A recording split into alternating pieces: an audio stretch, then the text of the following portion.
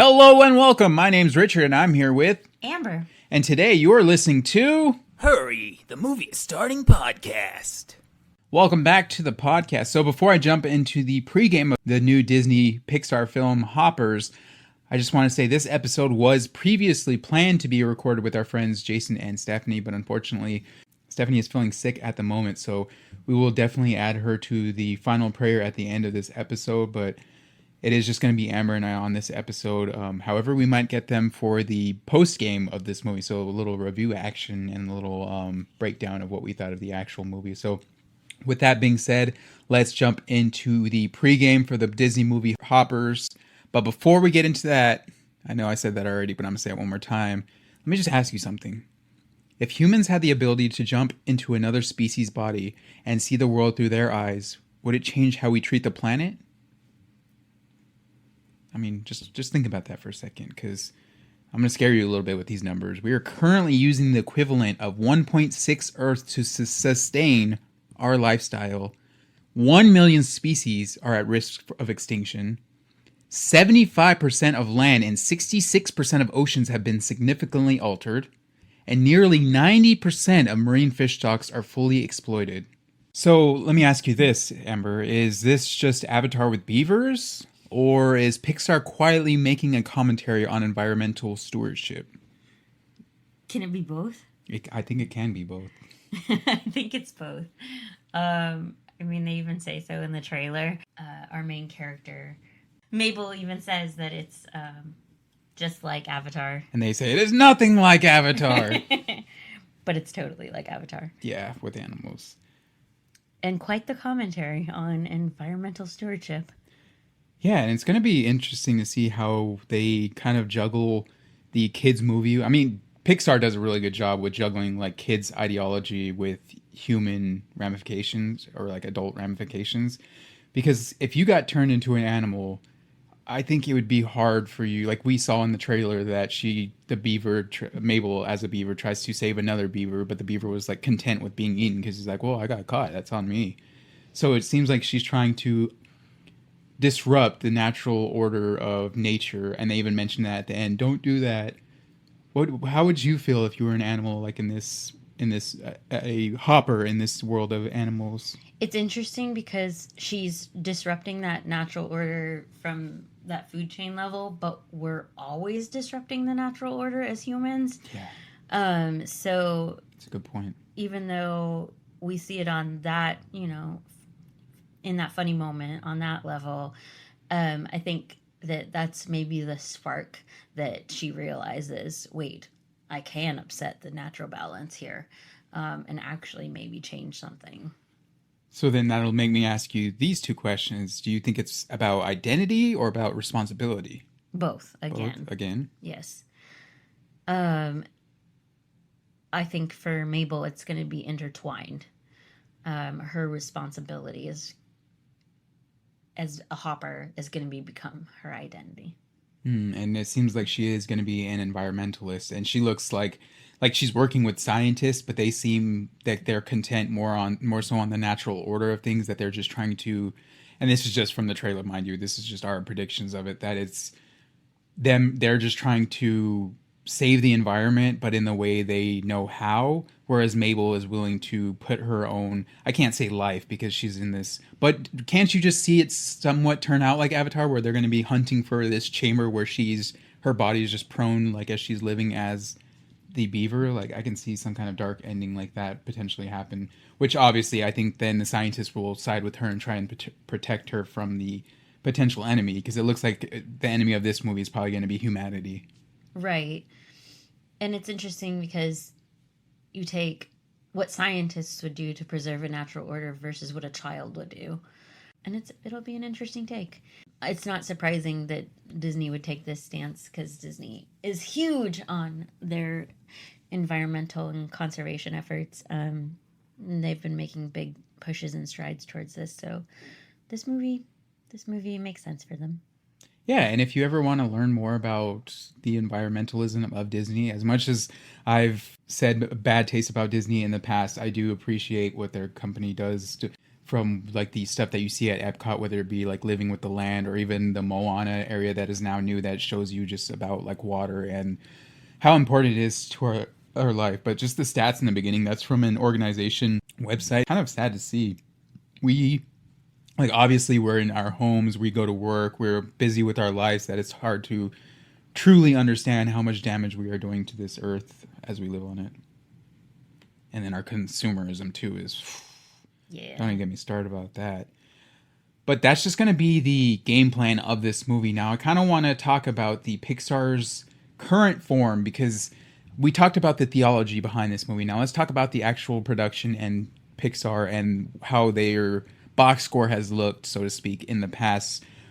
We're going to talk about IMDb scores here because, again, it's a lot easier to use than Rotten Tomatoes website. They've been coming out a little slow as of late, but I'm going to start from the beginning. They're Inside Out. They released Inside Out, which came out to a glaring 8.1, which is pretty good. 8.1 out of 10 is pretty solid. They followed that up with Soul, which came out with an 8, which is pretty good as well. And then Coco set the tone with an 8.4, leading the charge, which that's my favorite Disney movie. Good. Yeah, it's so good. My favorite Disney movie of all time, for sure.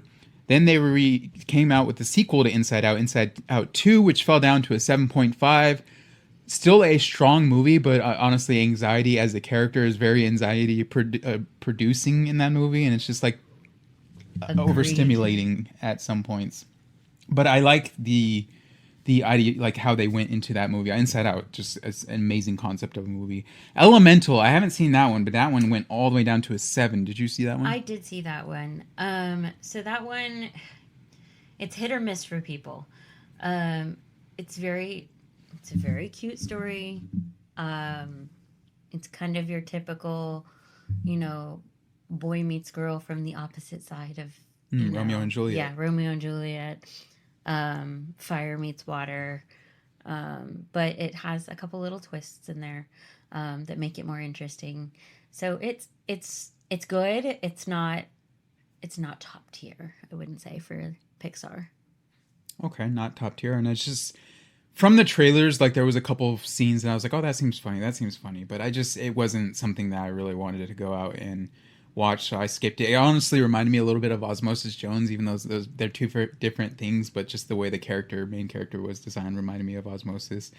And then we got, following Elemental, we had Turning Red, which was a tough one because that one was one of the first Pixar movies released directly to Disney Plus, because that was during the COVID times. And that one came out to a 6.9. Did you see Turning Red? I did see Turning Red. There was another one. This one came with a lot of controversy. So this one was one of those where parents actually felt they needed to watch it first before allowing their children to watch it. It was... Why? They talk about some subjects that parents feel they should be introducing to their children. Little things like periods. There were just, like, they used the term gyrating in the film. That was a negative for some parents. And then just the fact that you actually see her mom try to give her pads, which, oh my gosh, it's... So is that why it's called Turning Red?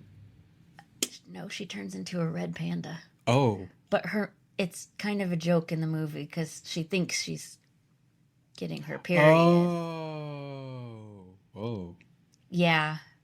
Interesting. Yeah. Okay, so it's more so of the parents being the first ones to teach their kids that rather than a movie. Yeah.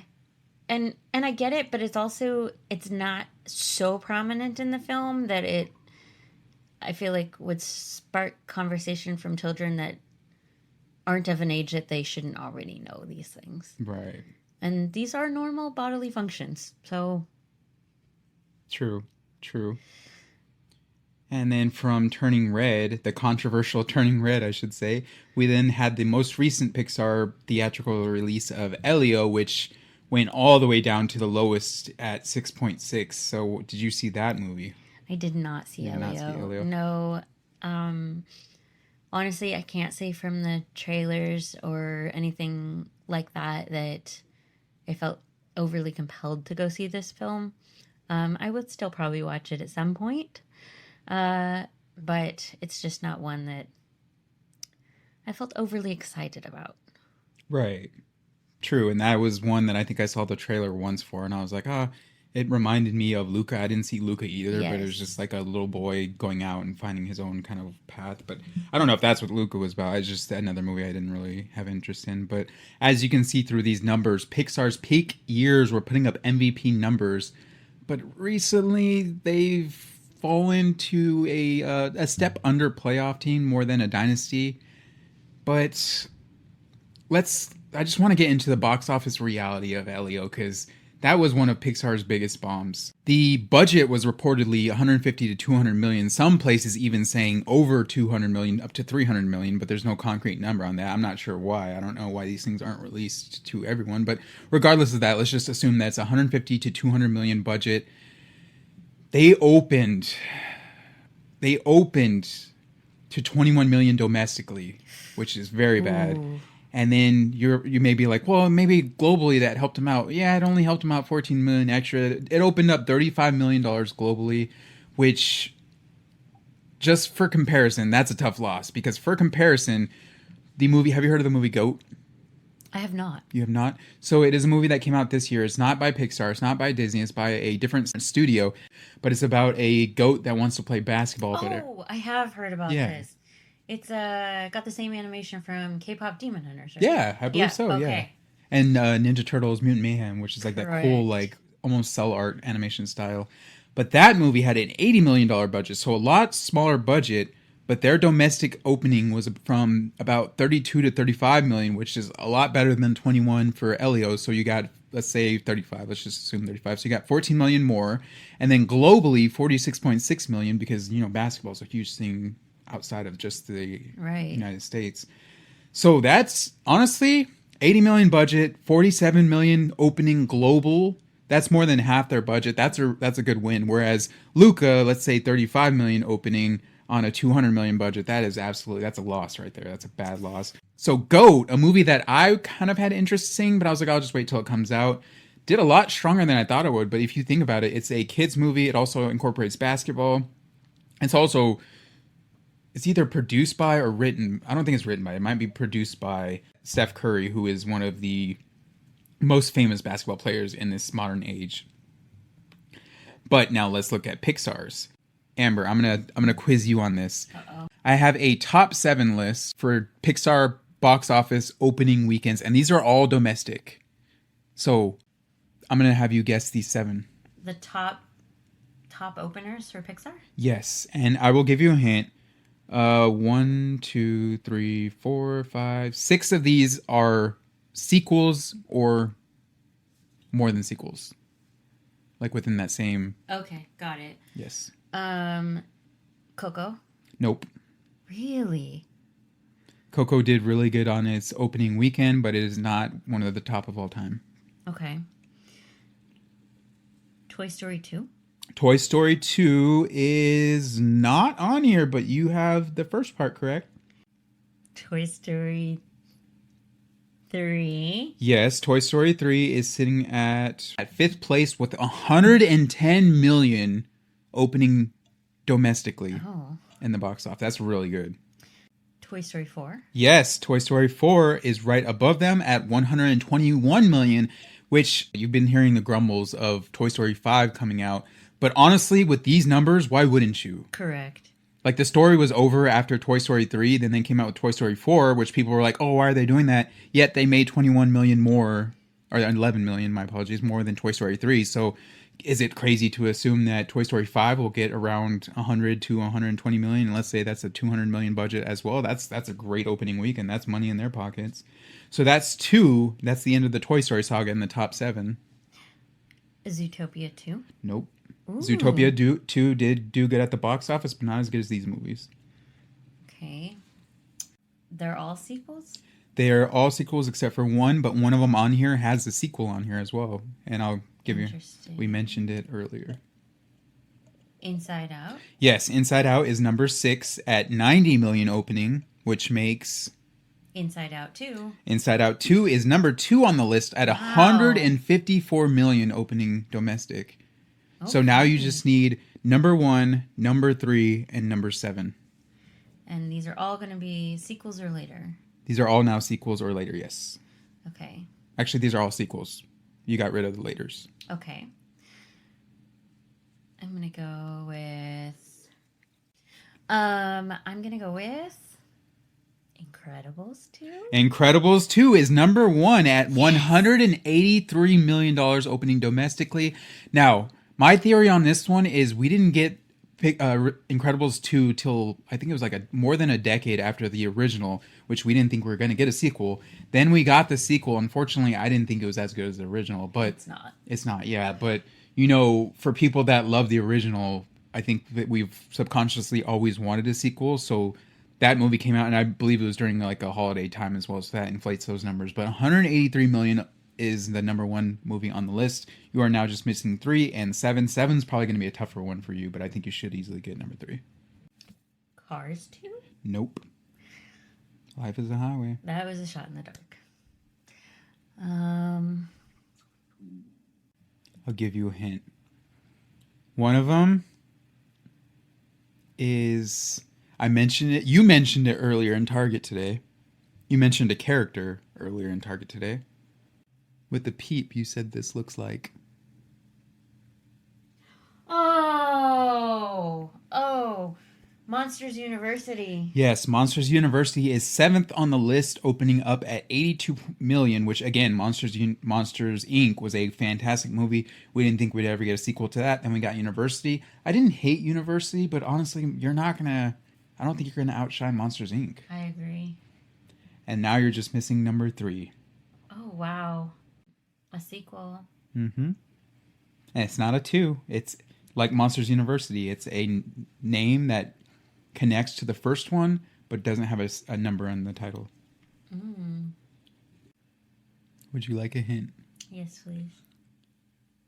Just keep blank. No! Finding Dory? Finding Dory was number 3 on the list at 135 million.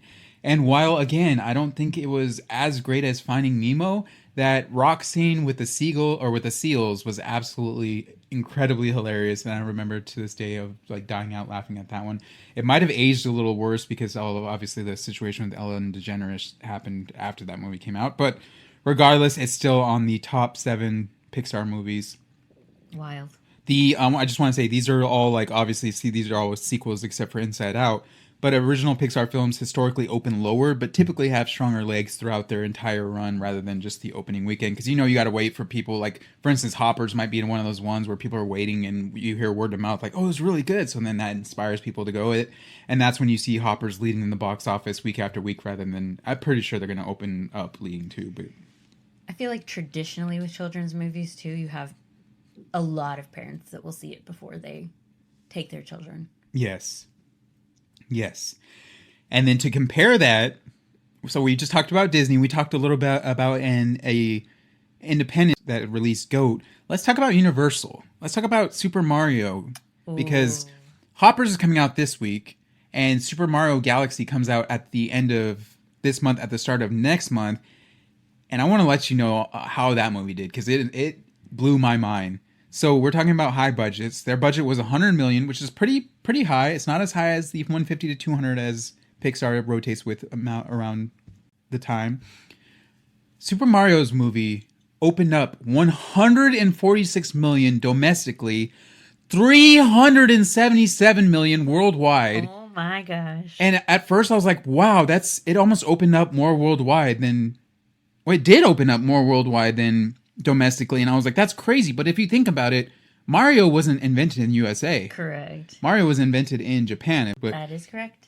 Just like, let's compare that opening domestic weekend of 146 to those Pixar movies. You would have it at number 3, sliding above Finding Dory and right below Inside Out 2, which it's not really an original character, but it's the movie from a video game that set records, because we all know that these movies from video games and sometimes movies from books don't often rub the audience the right way. But you had Chris Pratt, you had Jack Black, you had Charlie Day, just amazing voice actors in that movie.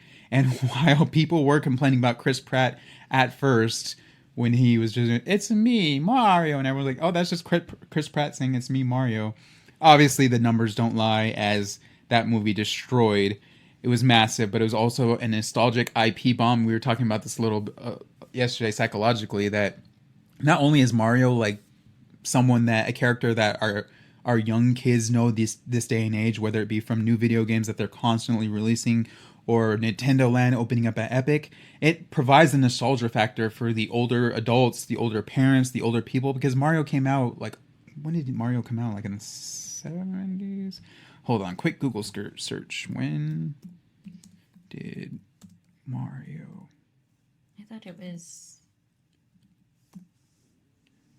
Yeah. 1985. 80s, yeah.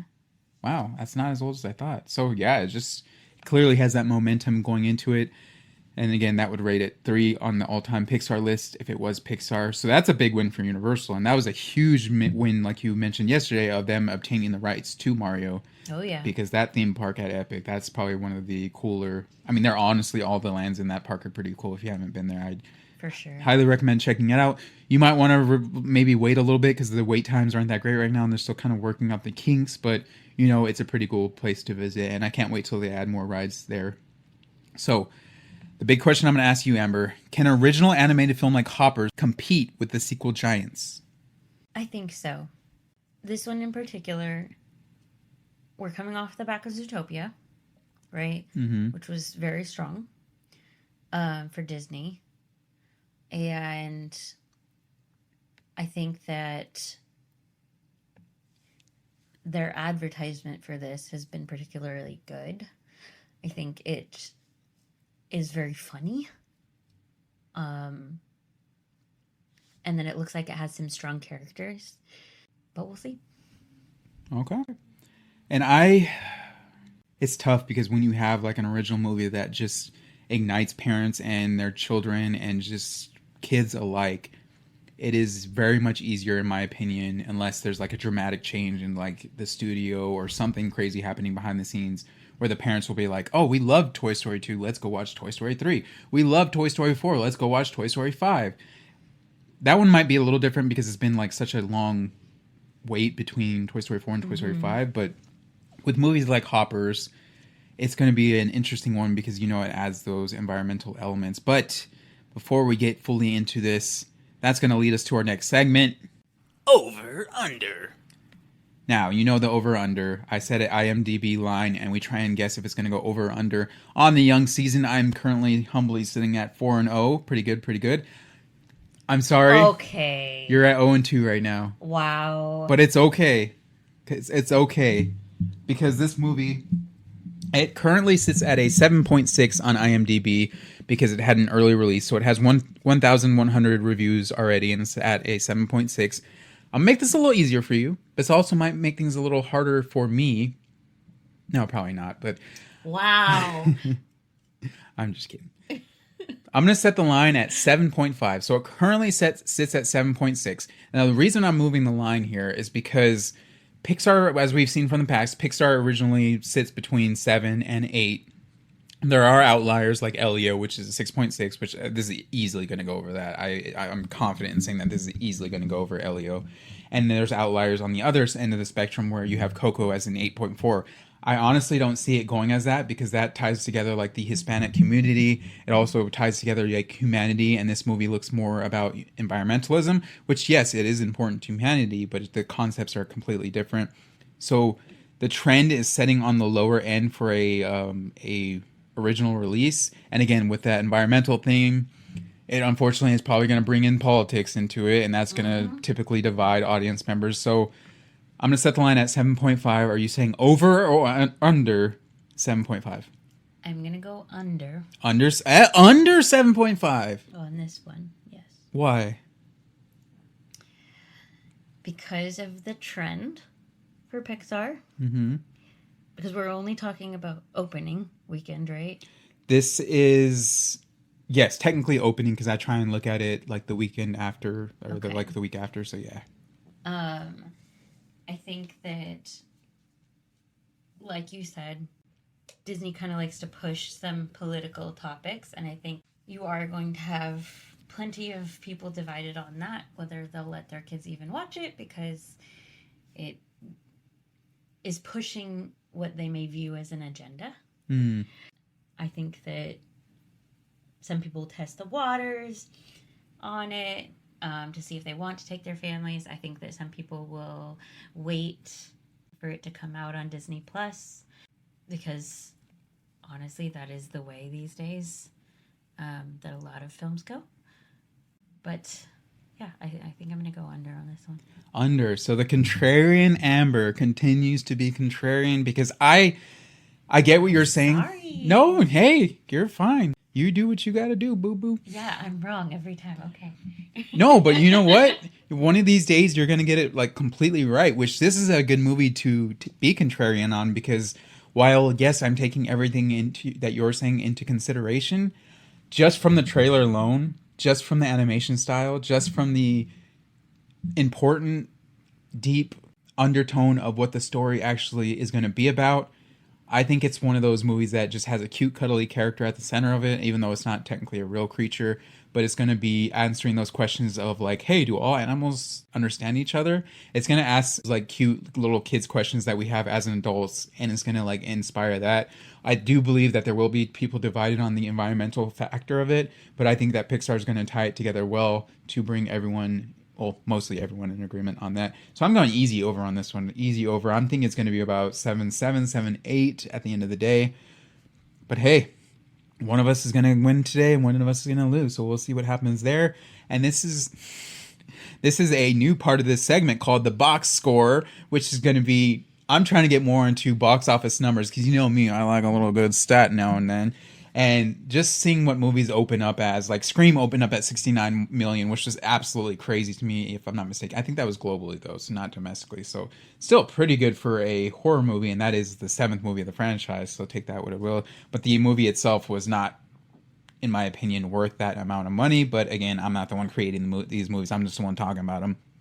So originally, I set the line at 71.4 million, which is pretty high. Pretty high for a Pixar movie. That would actually set it up next to the greats such as Finding Nemo, Up, Brave, WALL-E, and Inside Out. See, those are all originals. So I kind of wanted to compare it with that.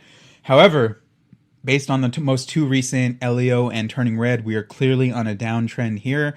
And just like any sports team, when a team's on the downtrend and the next season's happening, if there hasn't been a lot of refurbishment or changes or signing new free agents, which I don't know, Pixar's been doing this. This is just me talking about sports at this moment. I'm out of my depth here. Why did I get into this?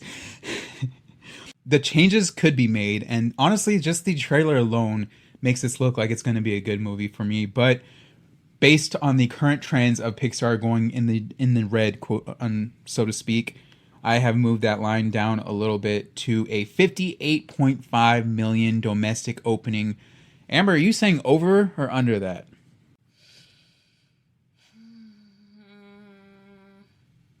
Under. Under? Under. What would you, if you had to put a number on? Something in the 40s. 40 million. So just to give you another little shred of evidence that GOAT, which is not Pixar, not Disney, opened up to 32, 35. So it would beat GOAT, but it would be less than the top heavy, like Inside Out and all those. Yes. Okay. Why? Because of the downward trend. I don't know. That's what I feel. Under? Okay. I feel it in my gut. Do you think that it's going to start lower in the box office and then still like destroy its budget over time? Yes. Yeah. Yes, I do. Okay. 58.5. So see, again, this is an easy over for me because I set the line originally at 71.4. I am not all in. Like if I was a bettor and I had $100 and I was going to the casino, I'm not a bettor, by the way. I am a recovering gambling addict. Fun fact for you there, if you want to know. But if I was a bettor and I was going to the casino and I had $100 and the line was set at 58.5, I would put $60 on the over. That's how confident I feel on this line because I would have it at 71.4. So because that distinction of 23 points right there in the box office, or 23 million, I should say, in the box office, that just makes me confident that this is going to go over. I could see your point working correctly that it's going to be like a slow opener, and then once parents and kids alike, or just word of mouth gets out and people are like, oh, hey, that movie Hoppers, you should go check it out. Because when I was at work the other day, I was asking people about it. Not a lot of people have heard about this movie, which makes me a little bit lean towards more what you're saying. But at the same time, it's Disney, it's Pixar. It's coming out this week. It is going to compete with The Bride, which another horror-esque / drama romance movie. Not necessarily for kids. That's Maggie Gyllenhaal's directorial debut, by the way. So that seems like an interesting one. I wanted to talk about that one, but unfortunately we weren't able to record that one. But this is a kids movie. GOAT has been out in theaters for a while now. I don't know. I just think this sets up great. We're not in spring break yet. So kids are going to be in school still, but it's coming out on the weekend. I don't know. You might be right on this one now. I'm thinking more about the semantics of it. You have to stick with your... Oh, I'm sticking with it. I'm still putting my $60 on the over on this one. But speaking about the over, some days you wake up and you're like, man, I'm over this life. And you know what helps me out when I'm over this life? What? Scripture. Okay, that was a little cheesy, but I mean, it's true though. It's true though. That's going to bring up our next segment. Ties to Scripture. And today's tie to Scripture comes from Genesis 2:15. It's funny, when I mentioned this to you the other day, you were like, oh, is it going to be this one? And then I was like, no, it's actually going to be Genesis 2:15. And then I read it to you and you're like, oh, I see what you did there. So Genesis 2:15, would you like to read it or do you want me to read it? I can read it. Okay. Amber's going to read it. This is the NIV version. The Lord God took the man and put him in the Garden of Eden to work it and take care of it. Okay. So the Lord God put man in the garden and to work and take care of it. What does that mean to you in terms of hoppers? Oh, I don't know if we've been doing such a good job of taking care of the garden. You can say that if you want. From the very beginning, humanity wasn't placed on earth to dominate it recklessly, but to steward it. And it seems like lately, and this is not political, this is just overlying evidence and just us living out in the world, seeing trees get demolished for new apartments or another Publix down the street. It's sad to see, but like we're on the path of destroying the place we lived for consumerism and product and more living places and more parking lots. And I understand, like, we're constantly, as humanity evolves, we're constantly growing and growing and growing. It's really honestly scary to think about if you sit down and think about it. It is. So that makes me think hoppers might be asking the same question. What happens when we stop seeing ourselves as caretakers and start seeing ourselves as consumers? Interesting. Putting ourselves in the shoes. Yeah. Because as God created Adam to take care of the garden, obviously we know the ending of that story, that it wasn't really taken care of, and then we were kicked out of the garden. But still, we were given... I'm saying we are because like Adam and Eve were the first original humans, so I'm like lobbing us all in with them because we came from all of them. But we were there to take care of something and we failed. Do you think we're failing right now? I do. It's sad what we're doing to this planet and just the way it affects each and every little species. I just sat through the Purple Martin class at Disney, which is a class on just one type of bird that Disney seeks to help protect because it's not endangered yet, but could be soon. And that bird relies on humans now entirely for creating their habitats because their habitat no longer exists normally, like in the wild. Because I can't remember the term for it, but they build in pre-existing homes. It's like holes that already exist in trees and things like that, and gourds and things. So they actually travel up here to Disney every year during their mating season to live on property. But it's sad that it's come to that. Right. And... It is sad that it's come to that. And this is not to guilt anyone or to provide like throw out shame onto people because like honestly I'm doing the same thing. I'm out here consuming way too much. I'm out here creating a lot of trash, and I'm not any better. So this is not me throwing shade on anyone out there, but what I would like to do, and I'm also going to accomplish this challenge also, I challenge you, Amber, and everyone listening, and myself, that when you go out this week, just if you see a piece of trash on the floor and it's safe to pick it up because you never know what's on the other side of that trash. And I know germs are a huge thing in this world, but regardless of that, if you see a piece of trash on the floor, just pick it up. Pick it up. If you have trash that you're like, oh, I don't want to leave this in my car, don't throw it out the window. Stuff like that. Like it's wild to see driving in Orlando, someone roll down the window and just throw out a bunch of trash out of their window. That to me is absolutely insane. I don't understand it. I've definitely littered in the past. I'm not saying I'm any better. But it's crazy to see someone just roll down the window and just throw the trash out like there's not like nothing's going on. Like we have to live here. Right. I know. I'm definitely part of the problem. I use plastic water bottles and that's a change that I could be making is going to reusable and not contributing to plastic waste.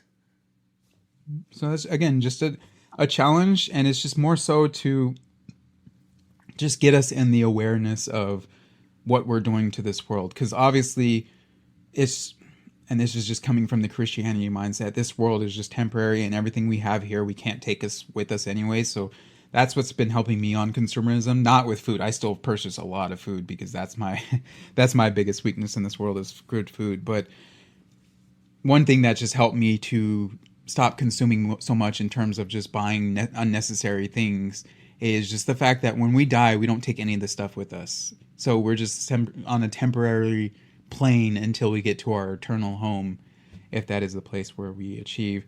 And that's just something that has helped me in my perspective along the way. But that's going to end that segment and bring us to our final segment. Final thoughts.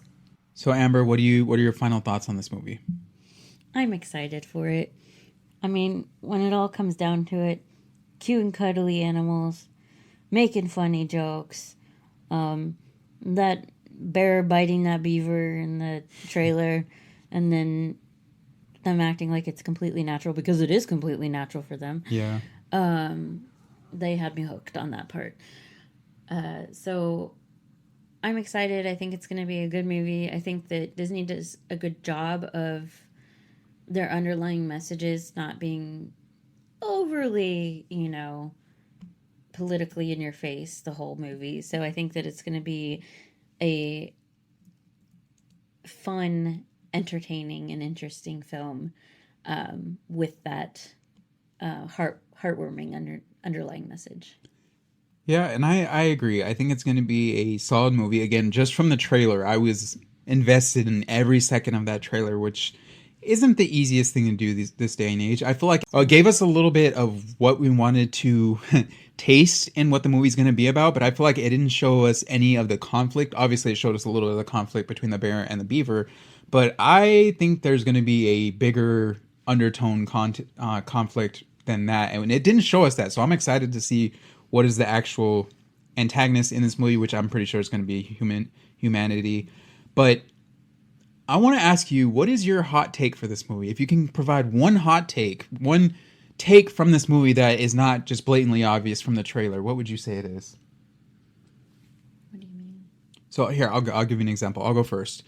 My hot take in this movie is one of the two scientists that we see in the trailer is going to turn on Mabel and try and turn her in or to stop her altogether with their environmentalism. It seems like they're all going to be like together in their environmentalist journey in the trailer at least. But I think that's going to be my hot take, is that one of these scientists is going to betray her and try and turn her in. And then we're going to have that moment of like, wow, like animals are animals, but people can be animals too. Ooh, I like it. You think the animals will protect her? I do. I think she'll gain chemistry with the animals. I don't know. It's going to be interesting to see how she disturbs the natural law, because the only thing we've seen that example of was her, the bear, and the other beaver. And clearly the other beaver was fine with being eaten, which is honestly, if you want to think about another perspective, how many of us go through an injury or just go coasting through life and we're like, oh, I just want to die, or I just, and I know this is heavy for like a kids show, but how many of us are just coasting out there and just like have completely given up on living, and we are that beaver in the pond just waiting to get eaten up? That's sad. It is. It is. But I'm not going to say anything else to that. But what is your hot take for this movie? My hot take is that there's a third party enemy that we haven't met. Other than humanity, or like... No, it's definitely human in nature. But either like a logging industry, it's because we've got the beavers, trees, all that stuff. Or some sort of destructive industry company. And I think it's going to take the scientists and the animals to fight this. Okay, let me try and dive a little deeper into this hot take for you. What do you think they're going to be trying to produce to get rid of that environment? Good question. Pizza Planet? Oh, no. I mean, that would be funny. Pizza boxes. Pizza boxes would be good. You don't know if it's going to be so much about what they're trying to produce as what they're trying to take. And I think that tearing down the land, because they mentioned pond rules in the trailer, and I think that these animals have learned to coexist around a pond, which is interesting because that's not actually the right habitat for a bear and a bunch of beavers. We should have rivers and all of those things. So we're already leaning towards deforestation, I think. So I'm thinking that these animals have learned to coexist, but And that would honestly make sense. I think there was like a theory or someone in the comment section talking about like potentially humans building a dam and thus destroying that ecosystem. But random fun fact before we close this one out, they actually decided to go with beavers as like the main central character quote unquote, because they are vital ecosystem engineers that create, protect, and rejuvenate habitats, surviving as natural firefighters and water purifiers. So they have a major aspect of their creation within the ecosystem, and unfortunately it looks like that is going to come into conflict with humanity. So it should be interesting to see how that shows through this movie, and if Pixar does a great job just showing that to us as the audience and still inciting those emotions from us. But last, before you start the final prayer, one sentence: this movie will be remembered as blank. Finish that sentence. This movie will be remembered as mind-changing. Mind-changing? Mm-hmm. Like in terms of our waste and our consumerism? Yes. I think that people will care about the characters in this film and that it might spark something. Okay. That's a good one. I was thinking of something similar, but let me see if I can change it. This movie will be remembered as Pixar back on the uptrend. So, in sports where a team is good for a while and then they just, whether it be changing of staff or just other teams getting better, they fall off and then they have to go through those rebuilding years, as I mentioned earlier. I think Pixar has completed the rebuilding years with Elio and Turning Red, and now they're going to be back on the uptrend. I think this is going to be Pixar being like, nah, fam, we still out here. We still got the goods. We still elite. We are still the Pixar you know and love. Elio and Turning Red, yeah, we made some creative choices. It didn't work out, but hey, we learned from that. And now we're tying in realism and environment, which, I mean, I think they do that in most movies anyways. It makes me think of WALL-E, too, because WALL-E was very heavy on, like, us just destroying Earth. And with that, we got a cute main central character that's going to get the kids happy. It's going to be great for merchandise because you can just see this toy popping off the shelf. And then it's going to also bring in the sci-fi fans that are the fans of like displacing your mind. Your mind and your consciousness into another creature. So I think it's just going to bring the sci-fi fans, going to bring the kids, going to obviously bring the Disney fans, going to bring the Pixar fans, and it's going to tie us all together and show us a meaningful thing that hopefully we can become better versions of ourselves as we live in this temporary plane and not I think I can merge ours into one. What do you got? And this movie will be remembered as a shift. Ooh, as a shift. Mm-hmm. Whether that be the shift of the actual number and box office or a shift in our perspective on the actual environment. Oh, another good hot take would have been like at the end of this movie, you'll see some like statistics on what the environment is or some like real life animals, beavers or something. That would be like a good hot take too. But that is going to be the end of the podcast. But as you know, before we end out the podcast, we like to end with a final prayer. And again, if you'd like to join us for this prayer, I would absolutely love to have you. If you don't want to, that's totally fine. Thank you for listening. Love you and hope you enjoyed this episode. But for those staying, please bow your head. Lord, thank you so much for today. And thank you for this opportunity that you have again given us to be able to sit down and just talk about movies. And just this one seems like it hits a little harder because sometimes movies are for entertainment while their story may be important. A lot of the times not a lot of the times, but most of the time they are just stories and used for entertainment. But this one hits home as it is something that we are a big part of as the environment. While we don't necessarily all live within the environment of animals are a crucial part of the environment, and just destroying that land is interesting and heavy. And Lord, just guide us so as we continue on this path in this world to be able to just be more aware of the things that we're doing and just think more consciously not only about us, but about our little friends out there and just about our other humans out there. And Lord, we ask that you please watch over Stephanie and Jason as they're getting over their sickness right now, and just help shine your light and love on them and give them some health and energy during this tough time.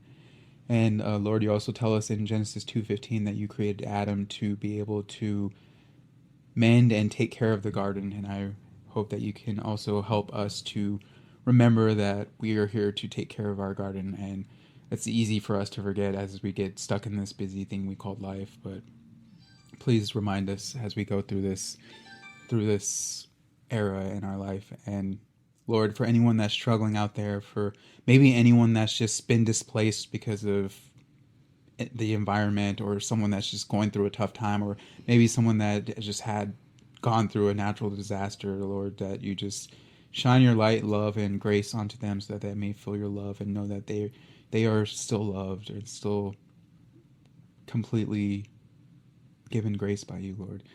And for everyone else that's having a tough time out there, just shine your light on them, Lord.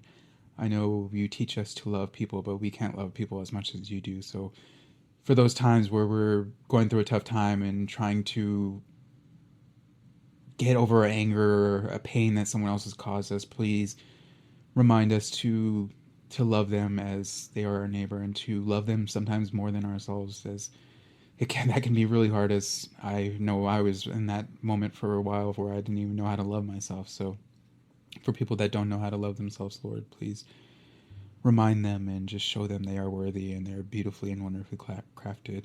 And thank you again for everything you have given us. In Jesus Christ's name I pray. Amen. Amen. All right. Again, thank you for listening to the podcast. Hope you enjoyed this one. Next week, I will be releasing a 5-star episode with Scott Wilkins. Was able to record with him last week on RoboCop. So if you want to stay tuned to that one. And we also might be recording a post-game with Jason and Stephanie on this movie. So stay tuned for that one if that one does happen. But as always, thanks for dropping by. Thanks for listening. Love you. And don't forget, all right, the movie is starting.